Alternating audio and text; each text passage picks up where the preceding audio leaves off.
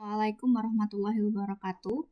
Saya Anissa Reginasari. Dalam video kesempatan kali ini saya ingin berbagi mengenai bagaimana cara mempersiapkan lampiran transkrip wawancara, hasil dari wawancara. Pada dokumen ini saya menamakan judul dokumennya sebagai lampiran 1 karena memang ini adalah bagian dari lampiran yang perlu untuk disertakan pada laporan akhir dari mata kuliah kualitatif. Anda juga bisa melihat di dokumen ini saya membuat subjudulnya transkrip wawancara partisipan 1. Anda bisa menyesuaikan subjudul ini apabila Anda memang melibatkan lebih dari satu partisipan. Jadi di sini bisa ditulis transkrip wawancara partisipan 2, 3, 4, 5 dan seterusnya. Di bawahnya dituliskan juga ada nama samaran atau pseudonym dari partisipan yang Anda libatkan dalam wawancara, tanggal wawancara, dan juga durasi wawancara. Biasanya durasi wawancara dituliskan dalam menit. Misalnya Anda melakukan wawancara selama 2 jam dan terekam, maka dituliskan menjadi 120 menit. Nah, pada tulisan di bawahnya ada indeks atau ada keterangan P itu peneliti dan ditulis dalam italik. Dan kemudian subjek adalah jawaban dari partisipan Anda. Nah, pada video kali ini saya ingin menjelaskan bagaimana cara kita memasukkan nomor baris atau line number untuk mendeteksi nomor-nomor baris yang ada di dalam dokumen secara otomatis.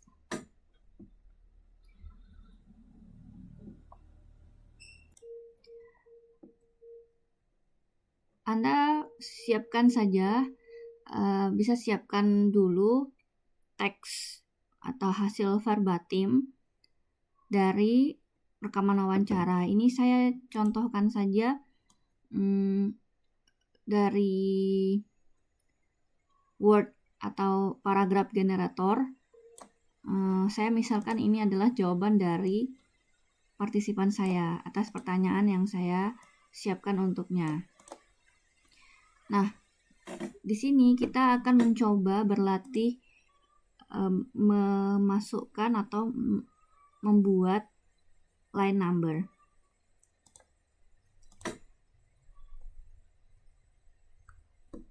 Karena di sini ada keterangan di atasnya, yakni yang saya blok, maka kita perlu untuk memberikan break atau celah gitu ya, celah pada dokumen ini agar line number-nya sesuai dengan hanya tertera pada teks yang kita maksudkan. Anda bisa enter dulu satu. Tips lagi agar dokumen itu bisa terlihat jejak-jejak yang kita lakukan, maka Anda bisa insert Anda bisa pergi ke bagian home, kemudian Anda klik ini show atau hide ya. Nah, ini gunanya untuk mendeteksi langkah-langkah atau fitur-fitur apa yang sudah kita gunakan di dalam dokumen itu. Nah, di sini kita pergi ke layout, kemudian Anda pilih breaks, Anda klik continuous. Nah, maka di sini akan tertera section break continuous. Ini akan memisahkan antara format yang di atas dengan yang di bawahnya. Dengan demikian kita bisa langsung memasukkan atau menyisipkan line number. Line number gunanya untuk mendeteksi nomor-nomor baris yang nanti akan kita kutip di lampiran selanjutnya atau di tahapan analisis kualitatif selanjutnya. Anda bisa pergi ke line numbers, kemudian Anda klik continuous. Nah, Di sini tertera nomor ke bawah ya, 1, 2, 3 seterusnya. Saya lebih menyarankan Anda untuk menggunakan spasi 1 ya. Anda bisa pergi ke home, kemudian Anda klik ini, line and paragraph spacing 1. Jadi spasinya 1 saja. Nah, kalau kita misalnya kita rapikan ya, di sini kita enter, kemudian ini, karena ini mulainya dari baris 2, padahal harusnya mulai itu dari baris 1 gitu ya. Kita backspace saja, kita hapus. Nah, dia akan menuju ke atas. Kemudian di dalam beberapa literatur, line atau baris penanya itu tidak dihitung dalam line number, sehingga ini perlu untuk kita sembunyikan atau kita hilangkan nomor yang berada di sisi sebelahnya ini. Caranya masih tetap sama. Anda pergi ke layout, kemudian line numbers, Anda klik atau pilih suppress for current paragraph. Kita klik. Nah, dia akan menomori dari jawaban, hanya jawaban dari partisipan yang kita wawancara. Begitu juga seterusnya, apabila setiap Anda menemukan baris dari penanya atau peneliti atau pewawancara, Anda lakukan hal yang sama, yakni line numbers, kemudian suppress for current paragraph. Dia akan melanjutkan, coba Anda perhatikan pada line numbers di sini, nomor 19, kemudian line numbers yang berada di sini tidak terhitung, kemudian dilanjutkan kepada line numbers yang 20, 21 seterusnya pada subjek, jawaban subjek. Gitu.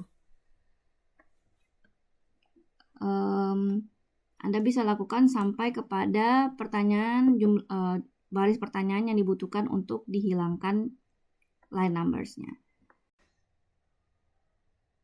Nah, kemudian bagaimana cara menghapus section break apabila mungkin ketika kita mengerjakan di dokumen ini kita salah gitu ya, ada kesalahan di dalam menginsertkan atau menyisipkan section break-nya. Misalnya kita mau menghapus ya, saya contohkan tadi kita pergi ke layout, kemudian breaks, kita lakukan pemilihan continuous. Gimana caranya kita menghapus ini gitu ya? Padahal kita tidak bermaksud untuk memberikan jeda ya, break pada dua paragraf ini. Caranya mudah, tinggal Anda soroti section break yang akan dihapus dan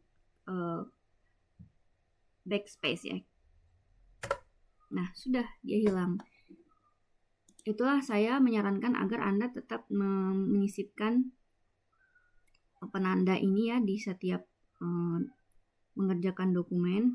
Nah, kalau kita tidak ada mengkliknya, maka yang terjadi adalah seperti ini. Kita coba ya.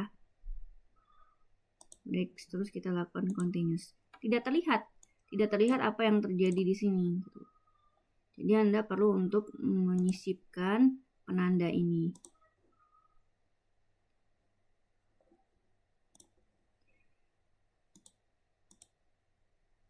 Page break atau section break ini juga sebenarnya bisa digunakan untuk memperbaharui halaman atau ketika kita ingin menyisipkan nomor halaman gitu ya. Ini misalnya ya, saya lakukan next page gitu. Ini juga berarti bahwa pemformatan yang di bawahnya bisa kita buat berbeda dengan yang di atas.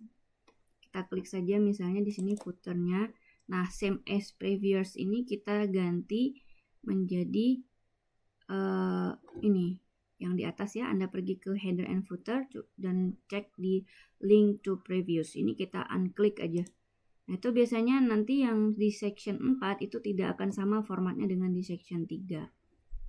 Nah, itu tinggal diinsertkan saja halamannya.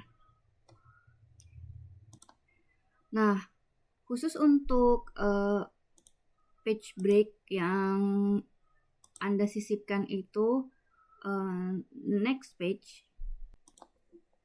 Nah, session break atau next page ini ketika kita menyisipkannya ke dalam dokumen itu terkadang tidak bisa dihapus begitu saja dengan menyoroti ya. Ini saya sudah klik untuk menyoroti bagian section break ini. Itu kadang tidak bisa dilakukan dengan penghapusan yang seperti yang tadi. Misalnya kita enter. Nah, ini juga tidak bisa. Ini saya sudah klik kiri dan sorot ya, tapi tidak bisa. Nah, apa yang harus kita lakukan? Jadi Anda bisa pergi ke view, terus Anda pergi ke draft. Kemudian setelah tampilannya berubah menjadi seperti ini, Anda sorot. Nah, ini bisa disorot. Kemudian backspace. Nah, ini artinya section break yang next page tadi sudah bisa terhapus gitu. Kemudian bagaimana kita mengembalikannya lagi ke tampilan sebelumnya? Kita pilih lagi print layout. Nah, dia kembali seperti semula. Sekian dari video saya. Nantikan video tutorial selanjutnya.